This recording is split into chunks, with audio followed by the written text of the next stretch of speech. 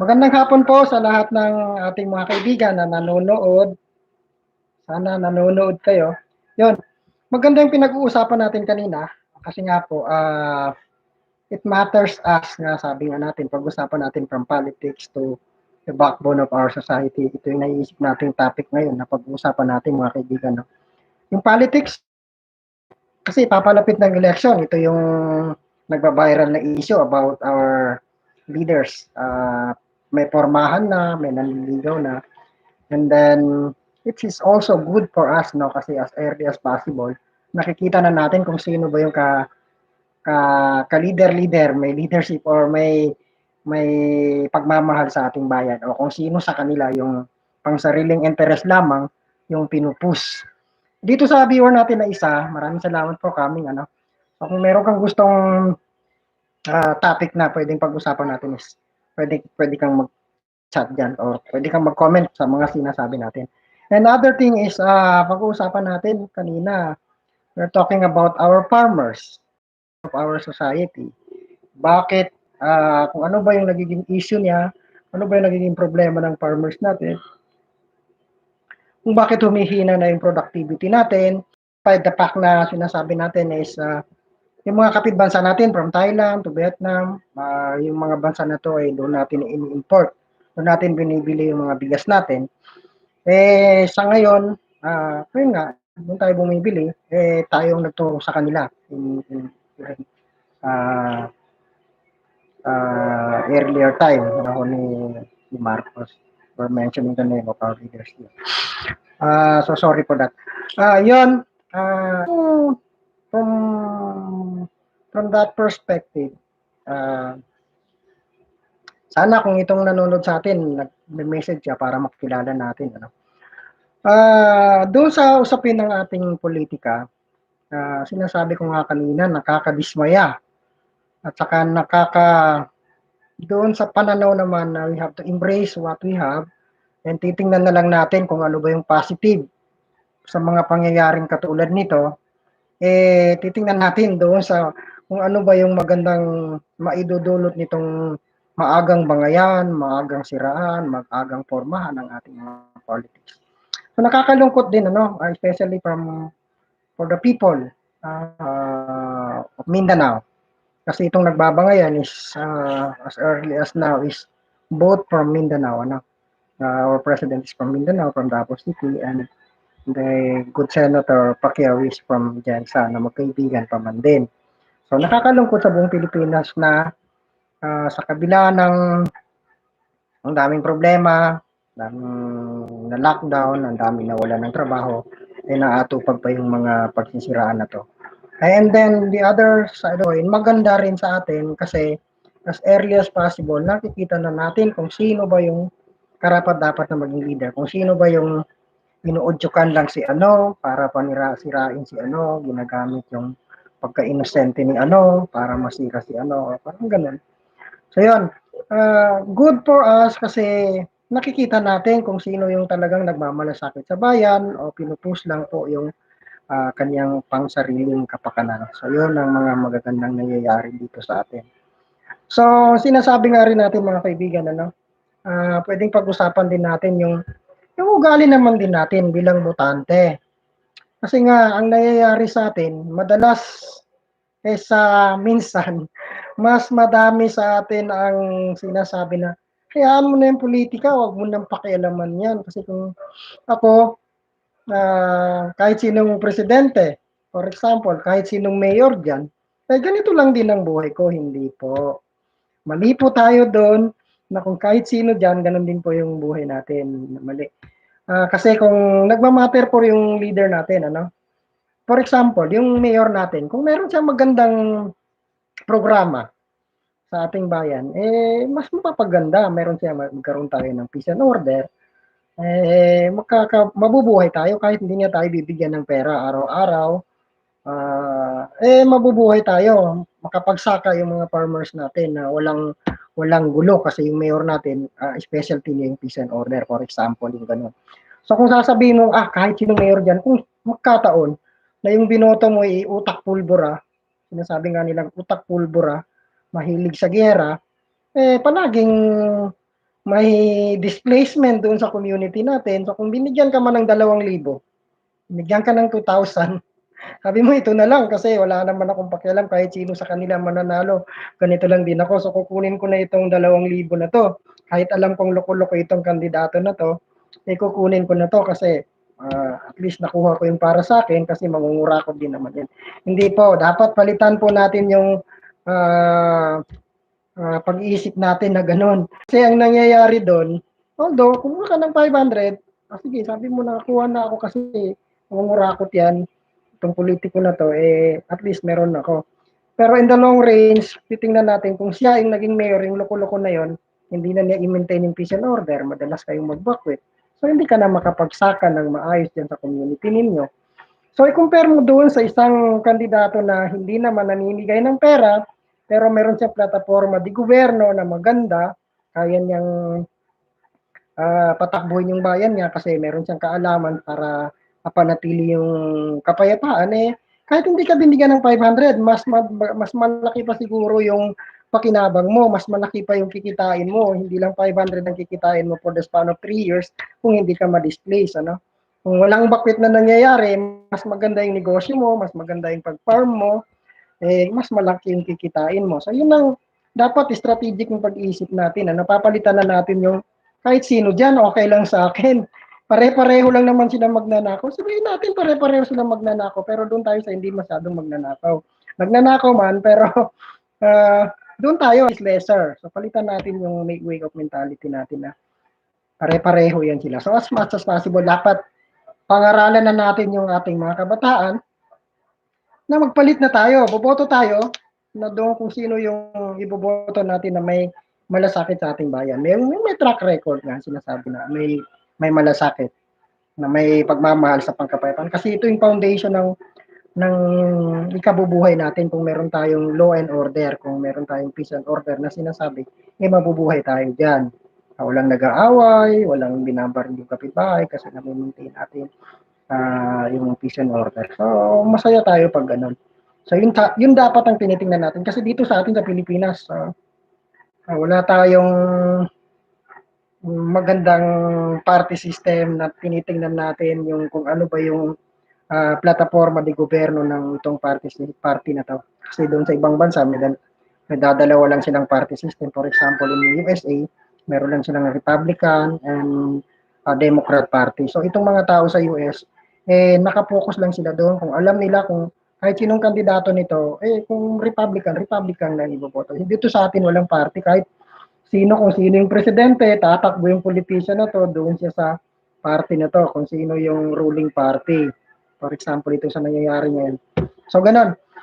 So, yung advocacy natin, sabi natin, ang hirap i-challenge yan kasi pader. Oo nga, pader. Pero kung unti-untiin natin yan, bibigay tayo ng kaalaman, magkakaroon tayo ng pagbabago. Kasi ang nangyayari dito sa atin is ayaw nang banggain. Kasi nga po, sabi nila, pader. Pader. Sige na, pader na kung pader. Ipader mo na yan. So kung walang gagawa, kung walang action, lahat-lahat na lang tayo. Taciturn. Sinasabi natin taciturn. Hindi nagsasalita kasi natatakot. So dapat meron mag-dare sa atin o di kaya sa maliliit na bagay, magtulungan tayo para mapagkaroon ng pagbabago sa ating community. So yun. Dapat yung maliliit na bagay, sabi nga nila, yung small ripple combined by another small ripple, yung maliliit na alon, pag pinagsama-sama mo, makakabuo rin yan ng tidal wave. So yun ang gagawin natin, tayong maliliit na tao, dapat magkakaroon tayo ng common advocacy, which is magiging part tayo ng politics. Kasi ang iba dito, sinasabi, hindi ako politician, I'm not going to talk about politics. Hindi po, kasi the mere fact na binigyan ka ng karapatan, right to suffrage, dapat you have to enjoy it. Kasi meron kang pagkakataon, yung karapatan mo yun. Kung sakaling bumoto ka, part ka ng politics kasi bumoto ka. You select, you enjoy your right. Kung hindi ka naman bumoto, part ka ng problema kasi hindi mo na-enjoy yung right mo, hindi mo na-ibigay yung karapatan ng Estado sa'yo, kung hindi ka nakapili kung sino ba yung karapat dapat. So, yun. Yun ang dapat nating pagtuunan ng pansin kung paano tayo magkaroon ng change of mentality, way of thinking na hindi lang yung binoboto natin kung sino lang yung mayaman, kung sino yung may pera, o di kaya sino lang yung kamag-anak ng dating mayor.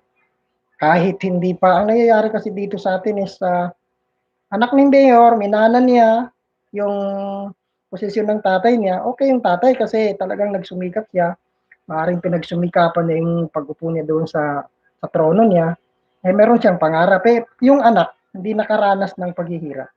Hindi naman nagtapos ng kung ano.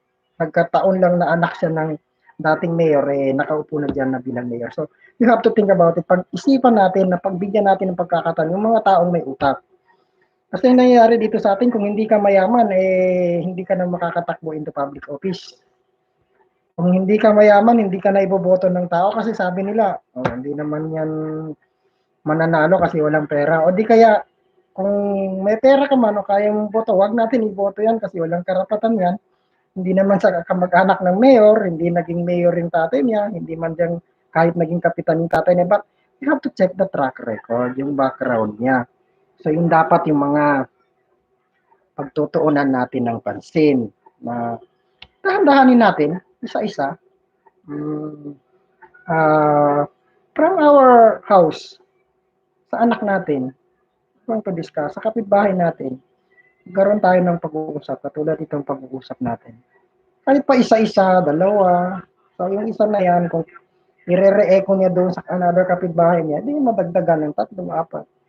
So, unti-unti, habang may kaya pa tayo, we're going to discuss things na nasa sa palagay natin ay nakakatulong.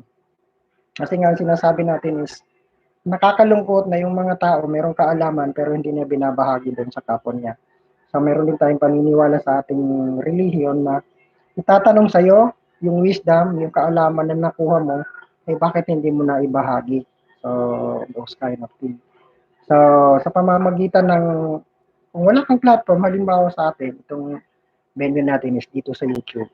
Nagkakaroon tayo ng pagkakataon na makabahagi ng ating pananaw sa ating lipunan, eh, pwede natin gamitin itong platform na to.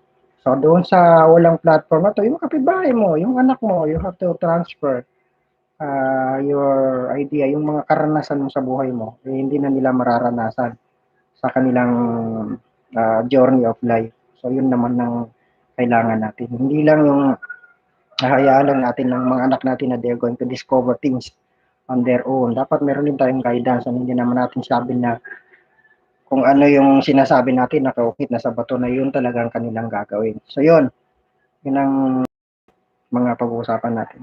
So kaibigan, dito sa aking channel, yung channel natin, kung sino man itong nanonood, sana po mag-chat ka para makilala. Kung kilala man kita, mag-chat ka, walang problema, para makilala lang kita.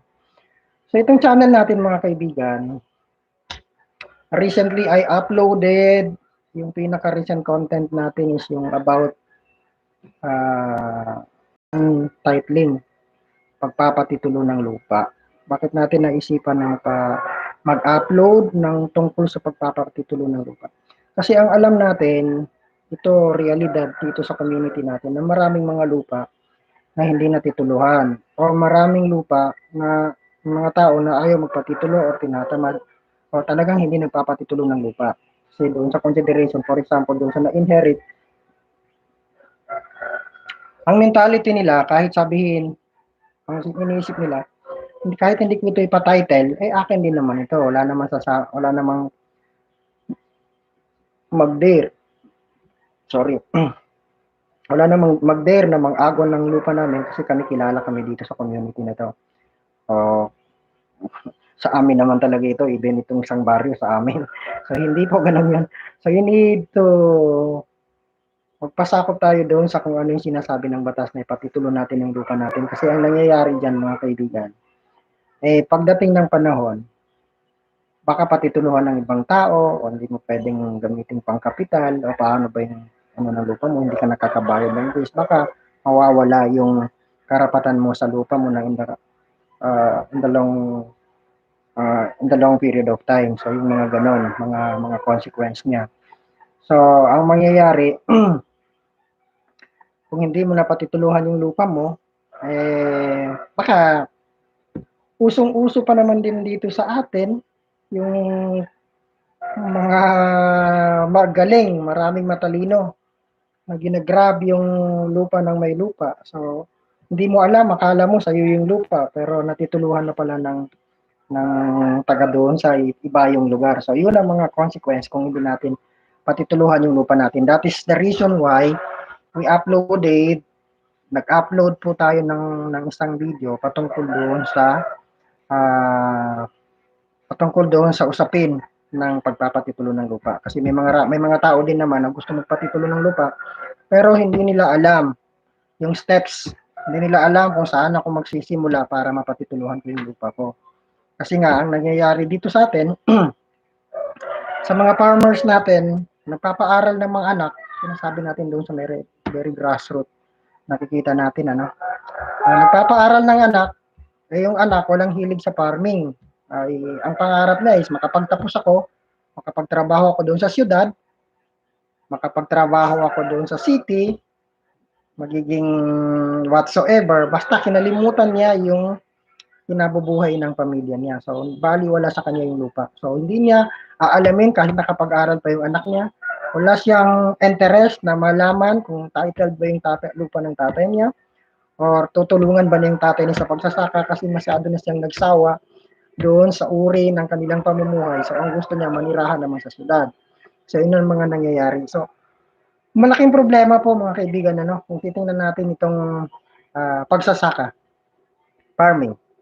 Hindi naman tayo lahat makakasurvive kung lahat tayo magaling lang sa IT, magaling lang mag-ayos ng computer. Ang nagpapasurvive lang naman din sa atin is yung farming, which is the backbone of our society. So kung wala siguro yung farmer natin, puro na lang tayo engineer, puro na lang tayong IT expert, puro na lang tayo pilot, kung sakasakali, hindi tayo mabubuhay, So, kailangan ipo-focus pa rin natin yung farming natin, Kasi nga, may problema tayong nakikita in the future. May documentary ako napanood na sinasabi dito sa research na dito sa Pilipinas, ang age bracket ng mga farmers natin is nasa 54 and up. Ibig sabihin, karamihan sa farmer natin is matata. Ibig din sabihin, yung mga kabataan natin is nawawala sa hilig o kinakalimutan na yung pagpa-farm. So, pagpa-farm. So, yun ang nangyayari sa atin. So, kaya, ang nangyayari sa atin din, wait lang, sorry for that.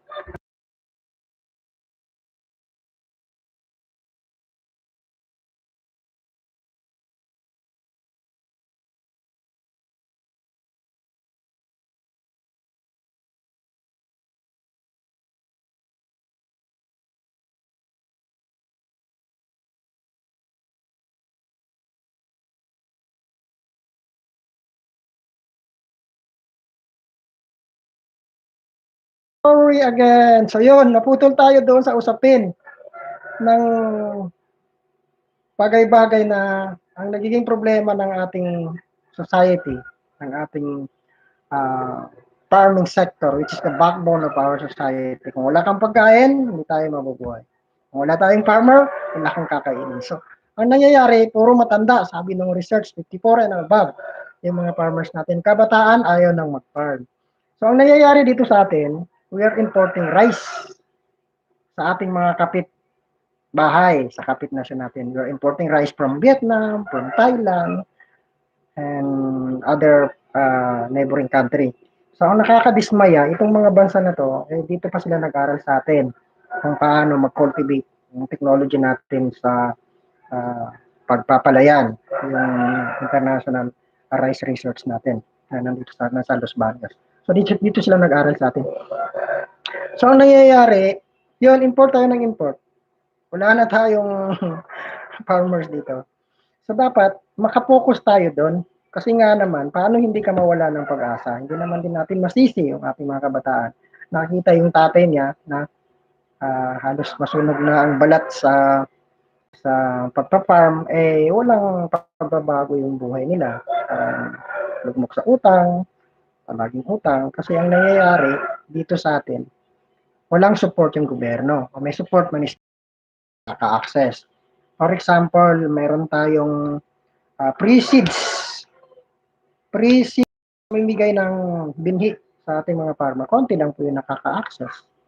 Kung sino lang po yung may connection doon sa munisipyo. Sino lang po yung may connection. Hindi. Kung sino lang yung may connection kay Mau.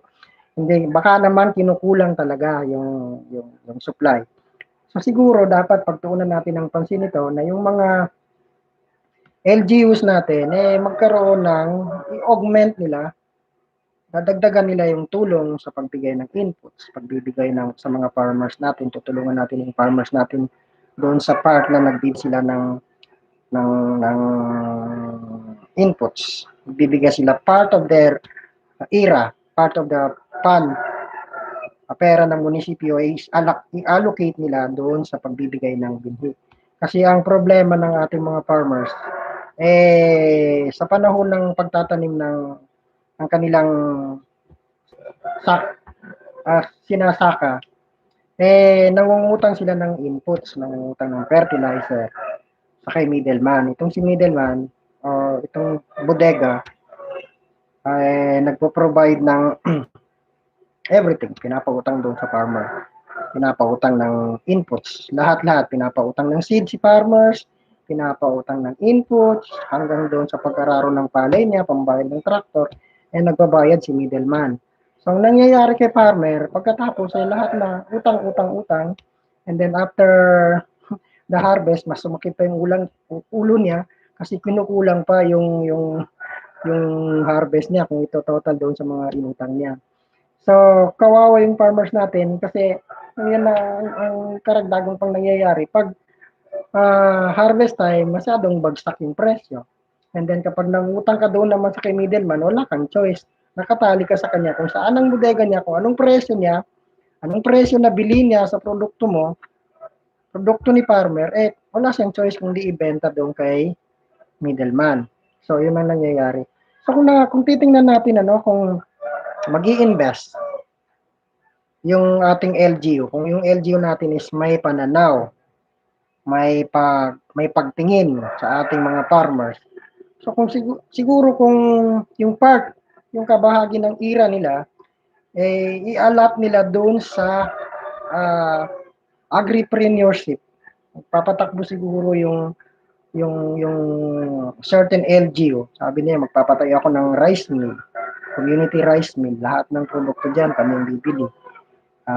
Finished product, bibenta natin yung mga quality na pali natin, maganda yung packaging. So, nagkakapera yung munisipyo, natutulungan pa nila yung mga tao nila na ma-stabilize yung presyo ng ng ng produkto. So hindi mapagsamantalahan yung mga tao. So pautangin ng munisipyo yung mga farmers ng, ng inputs, and then sila rin ang bibili ng the municipal government will buy the products. So sila naman yung magagagawa ng finished product. Kung rice mill, mayroong rice mill. For example, kung sagana tayo sa mga niyog, gagawa tayo ng isang factory siguro ng virgin coconut oil, for example. Hindi lang nagbebenta lang tayo ng kopra. Bebenta natin yung finished product. Ang mahal, yung maliit na bote. Mga ganitong bote lang siguro. Kung titingnan natin, maganda yung pagka-package. Tag 200 na. May nabili ako dyan sa isang drugstore. Kasi nga po itong BCO o virgin coconut oil is sinasabi din natin na food supplement, nakakatulong na mapalakas yung immune system natin laban sa kung ano-anong sakit kasama nitong sakit na kumakalat ngayon. So why not engage? Mag-dare yung isang LGU na mag-engage sa ganong klase na anong klaseng mga agripreneurship, may negosyo, may ma-stabilize yung farmers natin, magkaroon tayo ng sariling produkto, yung munisipyo natin. Meron kang Din ba isang munisipyo, sinasabi natin virgin coconut oil. This municipality is known for producing a very good quality of virgin coconut oil. Sana po, paki-chat lang po kung sino yung nandyan. So yun sana yung mga nakikita natin na baka pwedeng mapalitan, makita natin. Ang alam natin, madaming nag-iisip, pero hindi lang nagagawa. Puro lang tayo, masyado tayong plano. Dami kasing matalino, pero kulang sa aksyon. So, yun. Dami kasing, a lot of things. Ang dami, mayaman tayo. Lalo na dito sa atin na may mga lakes pa tayo na pagkukunan ng kayamanan. Kung ma-establish natin yung magagandang yung tawag dyan, fish pan. Kakaroon tayo ng magagandang fish pan. Nabubuhay tayo. Nandito na yung malawak na lakes sa atin. May magagandang lakes tayo. Mabubuhay yung mga farmers natin at saka yung mga fishermen natin. Itong mga bagay na to siguro, hindi lang natututukan, hindi lang tayo umuusbong dahil doon sa pagkakataon na may mga hamon sa ating community. Isa na riyan yung sinasabi natin ng calamities. Man-made calamity man yan, or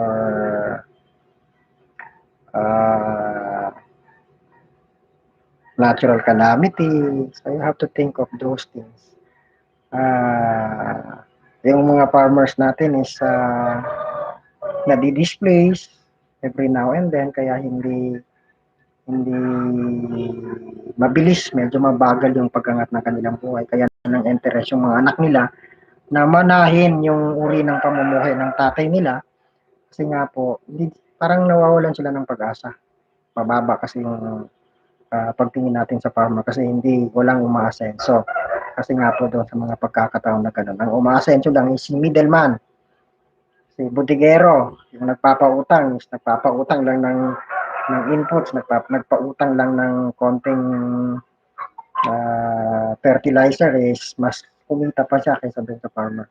So yun ang nangyayari dito sa atin. So our government have to think about it para matulungan yung mga farmers natin. Hindi yung lahat-lahat na lang tayo, nag-engage tayo kung mayroong turismo doon sa kabila. We're going to convert our land na rin to tourism. Nabibigyan natin ng tatanggalin natin yung agricultural land, gagawin natin golf course. Gagawin nating pabahay, wala naman nakatira. So instead of funding pabahay program, why not giving input sa mga farmers natin para magkaroon sila ng buhay. So, and other thing is we need to enhance trainings. Alam naman natin yung kagawaran ng sakahan natin is they're regularly conducting trainings sa ating mga farmers. Pero hindi pa sapat. Amenable naman, tanggap naman din ng gobyerno natin na hindi sapat. Kaya nga po nandito yung mga UN agencies, nandyan yung UNFAO, nandyan yung, basta madaming agency na tumutulong sa atin, mga NGOs, UN agencies, nandito sila sa atin para matulungan pa yung mga sektor na ito na nangangailangan.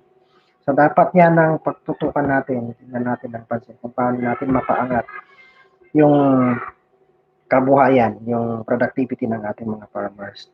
So from thinking ng mga farmers natin na monocropping, kung sanay sa palay, puro na lang din ang tinatanim. Kung nagkataon na sisirain ng palay, sisirain ng daga, mapeste, sabi niya, magantay na lang tayo ng panahon na kung saan hindi na uso yung peste.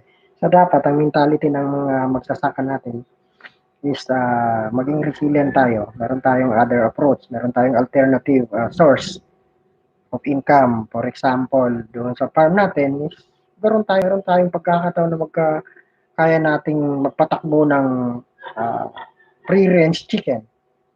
So kung sakasakali mang hindi magandang ani natin, nandiyan yung mga manok natin to support us na mabenta natin yung itlog ng manok, mabenta natin yung mga manok natin. Katulad noon, kailangan meron tayong alternative way Meron tayong ibang pamamaraan para maka-cope up tayo dito. Hindi lang tayo naka-focus doon sa isang source. So, ang nangyayari, halimbawa doon sa nagtatanim ng mais, doon sa mga panahon, pagitan ng pagtanim hanggang doon sa pag-ani, sa harvest time, nangungutang siya. Utang siya ng utang and then babayaran pag natin na magsasaka. Yung mga magsasaka natin is in between, meron tayong alternative source of income. So, kung meron kang pre-range chicken, for example, baka pwede makasupport yun sa'yo, mabenta mo. Kung meron kang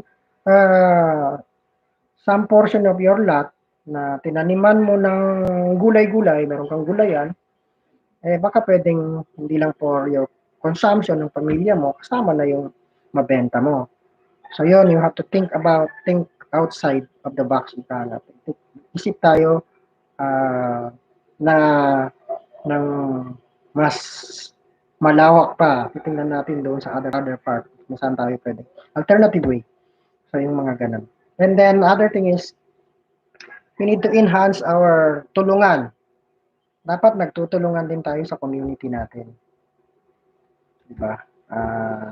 Kasi ang nakikita natin, we have a lot of cooperative mushrooming.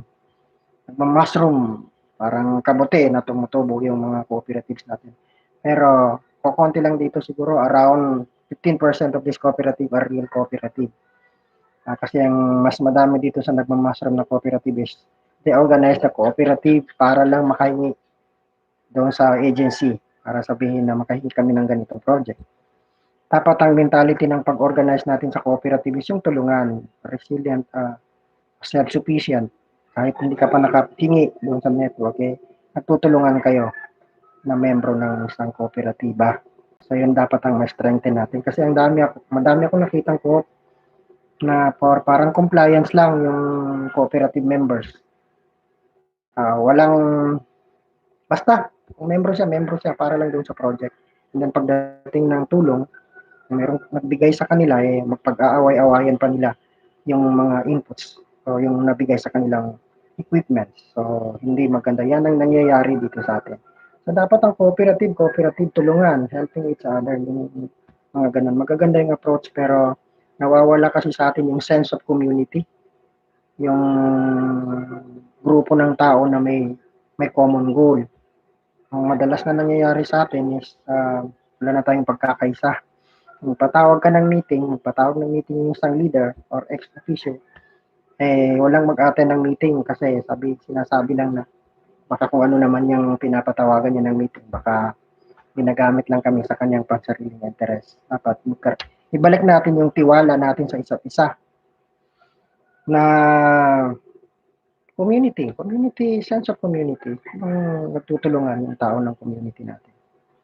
So, helping each other yung co-op na meron kayo dyan sa community ninyo. So, ito kasi yung pinag-uusapan natin ito, hindi kasi tayo, itong mga viewers natin is hindi naman ito yung mga viewers na naglalapagan, mga YouTuber, kasi may mga small YouTuber na pag nagla-live, ang mga viewers is yung nagbibigayan ng link para magkaroon ng subscribers. So, yun.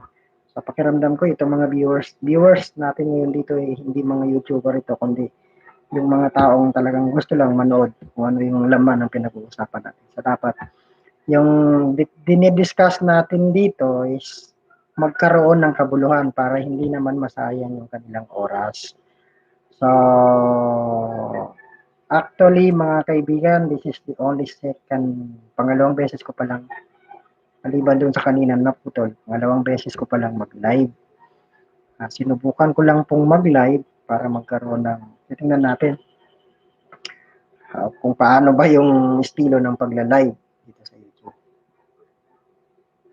Kasi nga po mga kaibigan, itong pag-YouTube, kadamihan doon sa nagla-live, hindi naman din lahat, kadamihan doon sa nagla-live na ganito, nagsasalita lang, na naglalapagan, nangingisda, sabi nga nila isdaan, fishing, yun ang purpose ng kanilang pag-live. And then, meron ding nagla-live dahil humahabol ng oras. Kasi nga po dito sa pag-YouTube, hindi ka ma-monetize 1,000 hours. So yun lang, mga kaibigan. Salamat sa panonood. Magkita-kita pa tayo ulit. Karon pa tayo ng ganang mag-live. So unfortunately, we are not able to receive a comment from our friends. So maraming salamat. It's prayer time. So we have to say bye-bye. Bye-bye everyone. Thank you for coming. Bye-bye.